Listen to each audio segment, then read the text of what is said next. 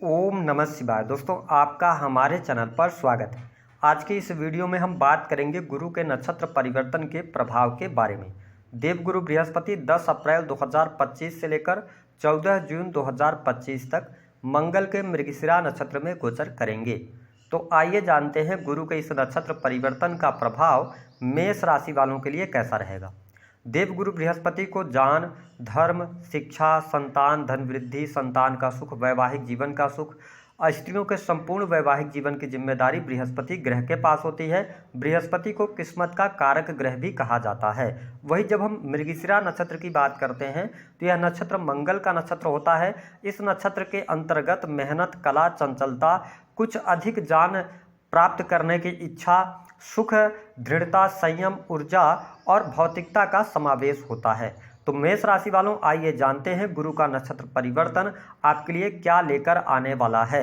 हालांकि देवगुरु बृहस्पति 14 मई 2025 तक वृषभ राशि में रहेंगे। उसके बाद ही अपना राशि परिवर्तन करेंगे और मिथुन राशि में प्रवेश कर जाएंगे। तो हम ये कह सकते हैं कि देवगुरु बृहस्पति वृषभ और मिथुन दोनों राशियों के अनुसार भी आपको प्रभाव मेष राशि वालों देने वाले हैं।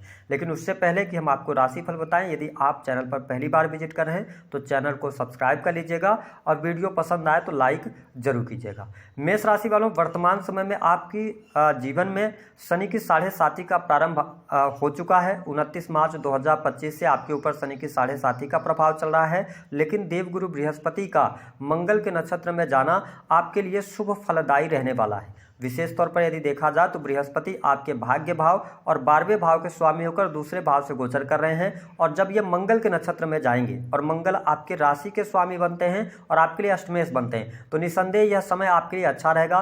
पहली बात तो आप देख पाएंगे कि समय अवधि के दौरान 10 अप्रैल से लेकर 14 जून तक आपका कॉन्फिडेंस लेवल बहुत अच्छा रहेगा। आत्मविश्वास में वृद्धि रहने वाली है। ठीक है, आपके अंदर एनर्जी अच्छी रहेगी, आपके अंदर कार्य करने की क्षमता विकसित होगी, तो ये अच्छी स्थिति रहेगी। लीडरशिप क्वालिटी आपके अंदर बहुत अच्छी देखने को मिलेगी। साथ ही आप देखेंगे कि इस समय अवधि के दौरान ऊर्जा का अनुभव करने के साथ साथ आपके जो कार्य होंगे ना, उन कार्यों में भी गति आपको देखने को मिलेगी। तो ये स्थिति आपके लिए बहुत बढ़िया है। हालांकि मंगल की जब हम बात करते हैं तो मंगल नीच राशि में चल रहे हैं, लेकिन जब देवगुरु बृहस्पति मंगल के नक्षत्र में जा रहे हैं तो कहीं ना कहीं से किस्मत का साथ भी आपको मिलता नजर आएगा। हाँ, ये ध्यान रखेंगे कि 14 अप्रैल से लेकर जो 14 मई जब तक कि देवगुरु बृहस्पति जो है वृषभ राशि में गोचर कर रहे हैं, तो थोड़ा बहुत आपको सिरदर्द अथवा ओवर थिंकिंग की समस्या हो सकती है, तो इससे आप बचिएगा। बाकी चीजें अच्छी यहाँ पर रहने वाली है।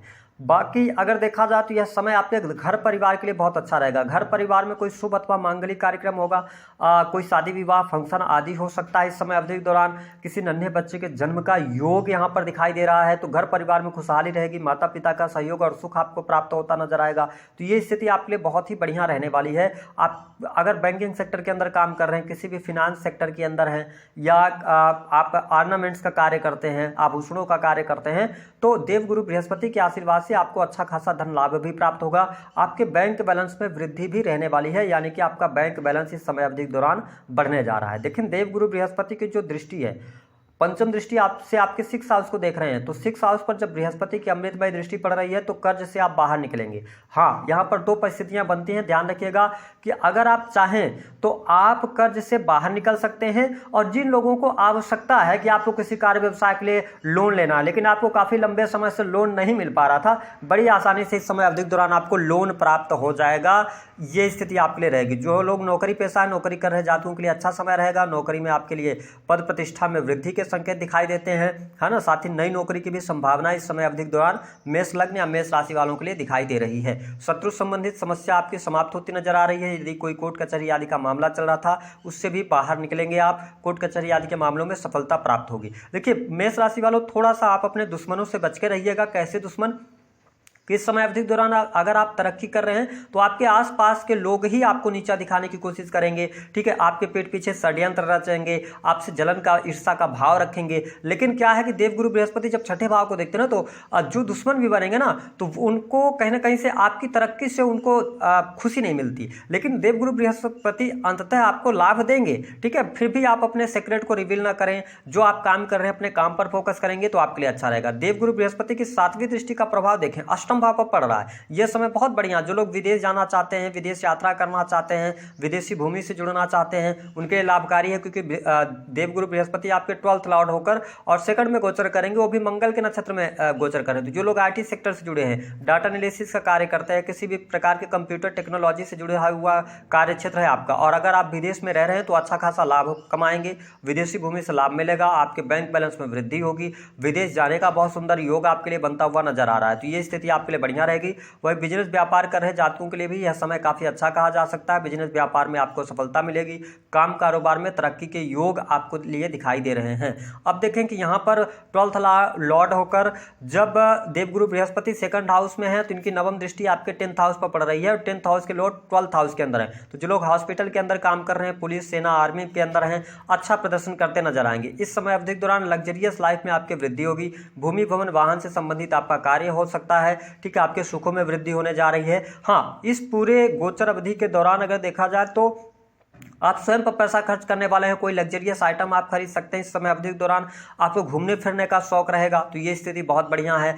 साथ ही आप अगर हायर एजुकेशन लेना चाहते हैं, पढ़ाई लिखाई अच्छे तरीके से करना चाहते हैं, पढ़ाई लिखाई के लिए विदेश जाना चाहते हैं, तो आप प्रयास करें, आपके लिए अच्छा समय कहा जा सकता है। वही जो मेष लग्न अथवा मेष राशि के जातक या जातिका हैं, उनके लिए थोड़ा पिता के साथ संबंधों को ध्यान रखिएगा, पिता के साथ संबंध थोड़ा सा आपके बिगड़ सकते हैं। वही प्रेम संबंध के मामलों के लिहाज से देखिए, जो लोग मैरिटल लाइफ की जब हम बात करते हैं, मैरिटल लाइफ में एक्स्ट्रा मैरिटल अफेयर होने के योग, अथवा मेष राशि वालों एक्स्ट्रा मैरिटल अफेयर में नहीं फंसना, आगे चल के आपको प्रॉब्लम्स का सामना करना पड़ेगा। बाकी अगर आप संयमित होकर चलते हैं तो आपके दांपत्य जीवन में भी कोई बहुत ज्यादा नेगेटिव स्थितियां बनती हुई नजर नहीं आ रही हैं। इस समय अवधि के दौरान अगर आप एक्स्ट्रा मैरिटल अफेयर है, आप कुछ भी करने की कोशिश करते हैं, तो हो सकता है कि वो चीजें उजागर हो जाए, क्योंकि आप शनि की 7.5 में आ चुके हैं। तो आज नहीं तो कल वो चीजें उजागर होंगी, जिसकी वजह से आपके दांपत्य जीवन में भी फिर चुनौतियां आनी शुरू हो जाएंगी। तो ध्यान ये रखना है। हालांकि प्रेम संबंध के मामलों के लिहाज से समय अच्छा रहेगा, प्रेमी प्रेमिकाओं के बीच में संबंध अच्छा रहेगा, और एक टाइम है जिसमें आपको सामने से प्रपोजल मिल सकता है, यानी कि वो 14 अप्रैल से लेकर 14 मई का टाइम होगा। इस समय अवधि के दौरान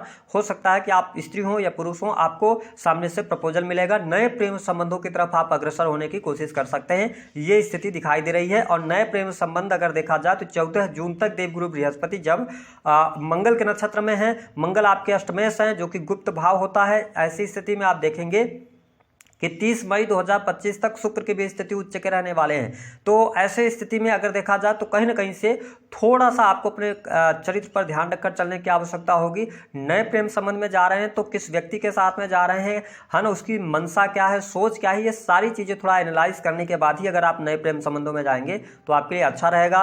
धन, परिवार, व्यवसाय, कार्य व्यवसाय, सब कुछ आपके लिए अच्छा रहने वाला है। थोड़ा सा हेल्थ का ध्यान रखिएगा, है ना, शनि की 7.5 शुरू हो चुकी है, तो कहीं ना कहीं से थोड़ा सा हेल्थ का आपको ध्यान रखने की आवश्यकता रहेगी। बाल झड़ने की समस्या अथवा जिनको आंखों में चश्मे लगते थे, तो इस समय अवधि दौरान चश्मे का नंबर बदल सकता है, ये स्थिति आपके लिए बनेगी। उपाय क्या करना है? उपाय के तौर पर देवगुरु बृहस्पति के मंत्रों का जप कीजिए, विष्णु सहस्त्र नाम का पाठ कीजिए। अब देखिए, शनि की 7.5 में आप आ गए हैं तो हनुमान चालीसा का सहारा लीजिए, और दूसरा के विष्णु सहस्त्र नाम का पाठ करने से तो समस्त दुख आपके दूर होते हैं, तो वो आपको करना चाहिए या श्रवण करना चाहिए, इससे आपको लाभ होगा। तो दी गई जानकारी